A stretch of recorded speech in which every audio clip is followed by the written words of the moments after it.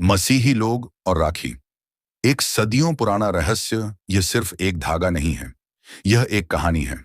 एक ऐसी कहानी जो सदियों से भारत की गलियों में बहती हुई हवाओं, मंदिरों की घंटियों और चर्चों की शांत प्रार्थनाओं के बीच गूंजती रही है।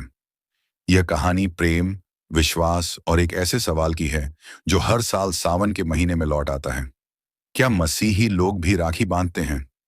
ये सवाल आज का नहीं है, ये मेरे अपने बचपन का हिस्सा है।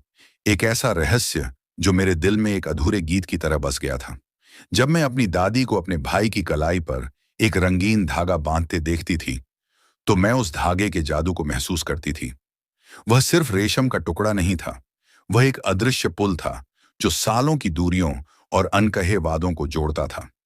दादी का चेहरा प्रेम और विश्वास से चमक उठता था और भाई के चेहरे पर एक शांत, गौरवपूर्ण जिम्मेदारी दिखाई देती थी। लेकिन फिर मैं अपनी मां की ओर देखती थी, जो एक गहरी मसीही विश्वासी थी। उनकी आंखों में प्रेम तो होता था, लेकिन साथ ही एक उलझन भरी शांति भी थी। उनके मन में चुपके से यह सवाल उठता था, क्या हम भी ऐसा कर सकते हैं? क्या यह सिर्फ एक रीति रिवाज है, या इसमें कोई छिपा हुआ आध्यात्मिक अर्थ है जो हमारे विश्वास से टकराता है? यह सिर्फ मेरी मां का सवाल नहीं था, यह भारत के हर उस मसीही परिवार का सवाल था जो सदियों से अपनी भारतीय सांस्कृतिक पहचान और मसीही आस्था के बीच संतुलन बनाने की कोशिश कर रहा था। यह एक सांस्कृतिक युद्ध नहीं था, बल्कि एक आंतरिक संघर्ष था। क्या हम अपनी जड़ों को छोड़ दें ताकि हमारी आस्था शुद्ध बनी रहे, या क्या हम अपनी जड़ों में उस सत्य को खोज सकते हैं जो पहले से ही वहां मौजूद है? कुछ लोग हंसकर कहते थे, यह सिर्फ हिंदुओं का त्योहार है, हमें इससे क्या लेना देना। कुछ चुप रहते थे क्योंकि उन्हें लगता था कि बाइबल में इसकी इजाजत नहीं है। और कुछ साहसी लोग कहते थे, राखी कोई धर्म नहीं, यह तो प्रेम और रक्षा का प्रतीक है। लेकिन सच क्या था? यही वह रहस्य था जिसने मुझे इतिहास की परतों और बाइबल की गहराइयों में झांकने के लिए प्रेरित किया। मैंने राखी की जड़ों की खोज शुरू की और जल्द ही पाया कि यह धागा जितना दिखता है, उससे कहीं अधिक गहरा है। इतिहासकार बताते हैं कि राखी का संबंध सिर्फ धर्म से नहीं है, बल्कि यह एक ऐसा धागा था जिसने संस्कृति और सभ्यता को आपस में बांधा। यह सिर्फ रेशम का टुकड़ा नहीं था, बल्कि एक वादा था। मध्यकाल में जब भारत राजनीतिक उथल-पुथल से गुजर रहा था, तब राखी ने धर्मों और साम्राज्यों की सीमाओं को पार किया। रानी कर्णावती द्वारा मुगल बादशाह हुमायूं को भेजी गई राखी इस बात का सबसे बड़ा सबूत है। एक राजपूत रानी ने एक मुगल बादशाह से राखी का वचन लिया और हुमायूं ने अपनी जान जोखिम में डालकर उस वचन को निभाया। यह धागा उस समय धर्म से बड़ा हो गया था। यह एक सभ्यता का दूसरी सभ्यता से, एक रानी का एक बादशाह से सुरक्षा का निवेदन था। यह हमें दिखाता है कि राखी अपने मूल में एक सांस्कृतिक प्रतीक थी जो मानवीय संबंधों को मजबूत करती थी, न कि किसी धार्मिक अनुष्ठान का हिस्सा। यही वजह है कि राखी भारत के हर कोने में फैल गई, क्योंकि इसका संदेश सार्वभौमिक था, किसी एक धार्मिक समुदाय तक सीमित नहीं। दुनिया भर की संस्कृतियों में ऐसे बंधन के प्रतीक मिलते हैं, प्राचीन वाचाएं, मित्रता के कंगन या कबीलाई शपथ। ये सभी इस बात के प्रमाण हैं कि एक दूसरे की रक्षा करने और एक बंधन में बंधने की इच्छा मानव स्वभाव का एक मूलभूत हिस्सा है। लेकिन क्या इसके पीछे कोई गहरा आध्यात्मिक रहस्य छिपा था? क्या यह केवल एक सामाजिक प्रथा थी, या फिर इसमें कोई ऐसा डीएनए था जो परमेश्वर के साथ हमारे रिश्ते की बात करता हो? अपनी बाइबल खोलकर मैंने पाया कि राखी जैसा भाव वहां हर जगह बिखरा पड़ा था। यह कोई आश्चर्य नहीं था, क्योंकि हर संस्कृति में, हर धर्म में भाई बहन का रिश्ता सबसे पवित्र माना गया है। यह प्रेम, सुरक्षा और भरोसे का सार्वभौमिक संदेश है, और यही बाइबल का मूल आधार भी है। बाइबल में धागे का रहस्य छोटा था, पर उसका अर्थ गहरा था। यह हमें बताता है कि परमेश्वर ने स्वयं मानवीय रिश्तों को कितना महत्व दिया है। मूसा और मरियम। जब फिरौन ने सभी हिब्रू बच्चों को मारने का आदेश दिया, तो मूसा की बहन मरियम ने अपनी जान जोखिम में डालकर उसे नील नदी के किनारे छुपा दिया। उसने अपने भाई की देखभाल की, उसकी रक्षा की और यह सुनिश्चित किया कि वह सुरक्षित रहे। कल्पना कीजिए उस छोटी बहन का साहस। वह किसी राखी के धागे से नहीं, बल्कि अपने दिल के अटूट समर्पण से बंधी हुई थी। मरियम का यह कार्य एक दिल की राखी था, एक अदृश्य धागा जो उसे उसके भाई से जोड़ता था और उसे सुरक्षित रखता था। दाऊद और योनातान, उनका रिश्ता रक्त का नहीं बल्कि आत्मा का था।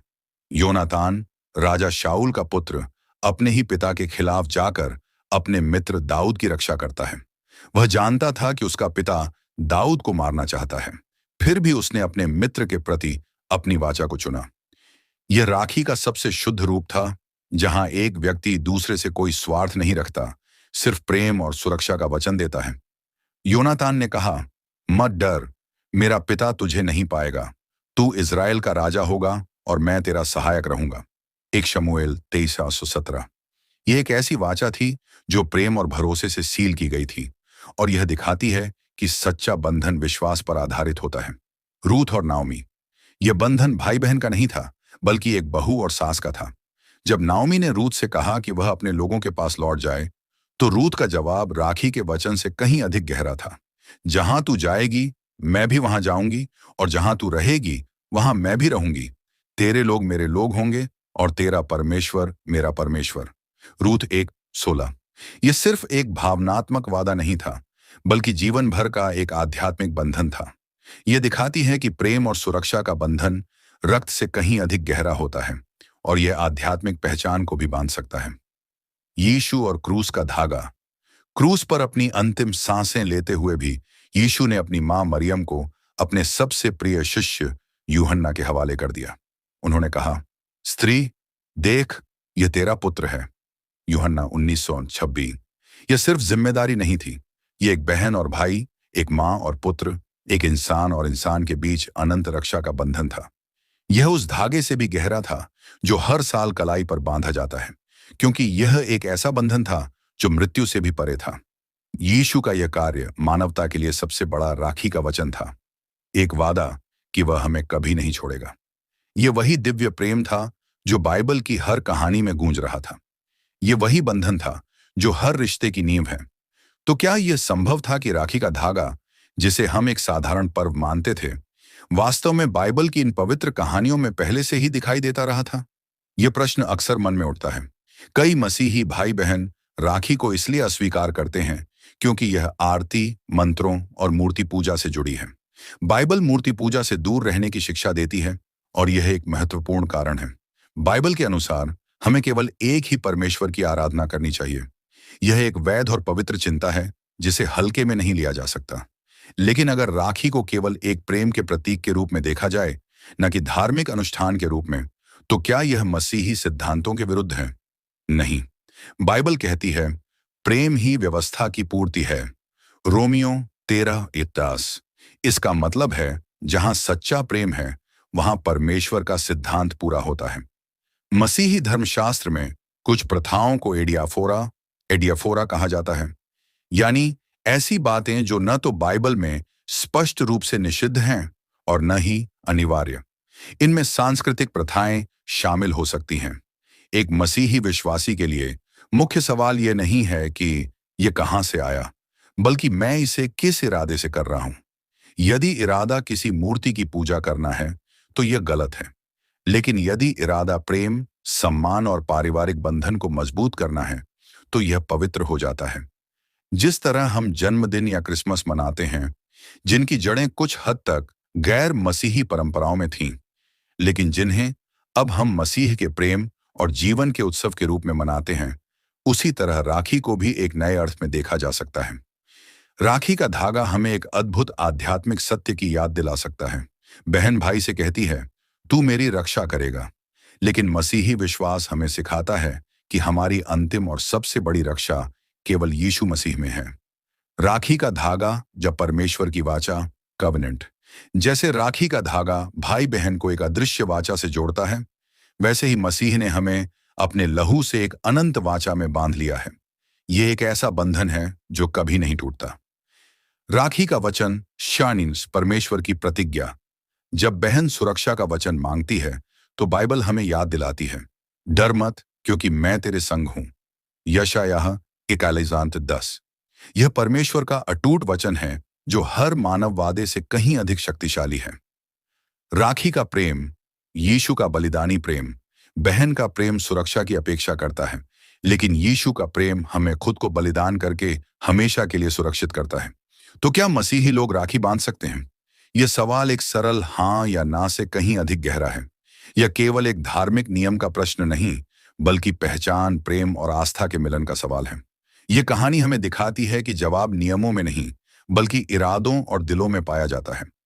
राखी का असली रहस्य यही है कि यह सिर्फ एक धागा नहीं है।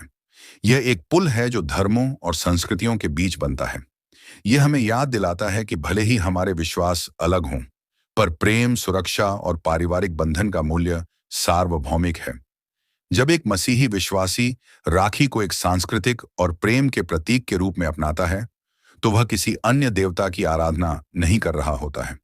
इसके बजाय वह अपने कार्य को एक जीवंत गवाही में बदल देता है। कल्पना कीजिए, जब बहन अपने भाई की कलाई पर धागा बांधती है, तो वह सिर्फ एक रस्म नहीं निभा रही होती, बल्कि एक प्रार्थना कर रही होती है। यह प्रार्थना सांसारिक रक्षा से कहीं अधिक गहरी है। वह कहती है, हे प्रभु, इस धागे को मेरे भाई के लिए तेरी सुरक्षा का प्रतीक बना दे, उसे हर बुराई से बचा, उसके जीवन में तेरी आशीष दे और उसे हमेशा तेरे प्रेम के बंधन में रख। इसी तरह जब भाई अपनी बहन को वचन देता है, तो वह अपनी मानवीय शक्ति पर भरोसा नहीं करता। वह कहता है, मैं तेरी रक्षा करूंगा, क्योंकि परमेश्वर ने मुझे सामर्थ्य दी है। इस तरह राखी का हर धागा एक शांत, दृश्यमान प्रार्थना बन जाता है, जो पूरी दुनिया को बताता है कि हमारा सच्चा रक्षक कौन है। यह राखी हमें उस अनंत प्रेम की याद दिलाती है, जो हर धागे से बड़ा है और हर बंधन से अटूट है। यह प्रेम हमें उस परमेश्वर से मिला है, जिसने अपनी संतान की रक्षा के लिए अपने पुत्र को भी नहीं छोड़ा। क्रूस का वह लाल धागा, यीशु का लहू, सभी राखियों से कहीं बड़ा है, क्योंकि उसने पूरी मानवता की रक्षा कर दी। शायद राखी का सबसे बड़ा रहस्य यही है कि यह हमें उस अनंत प्रेम की याद दिलाती है, जो हर धागे से बड़ा है और हर बंधन से अटूट है। यह प्रेम हमें उस परमेश्वर से मिला है, जिसने अपनी संतान की रक्षा के लिए अपने पुत्र को भी नहीं छोड़ा। और यही प्रेम हर राखी के धागे में छिपा हुआ सबसे गहरा सच है।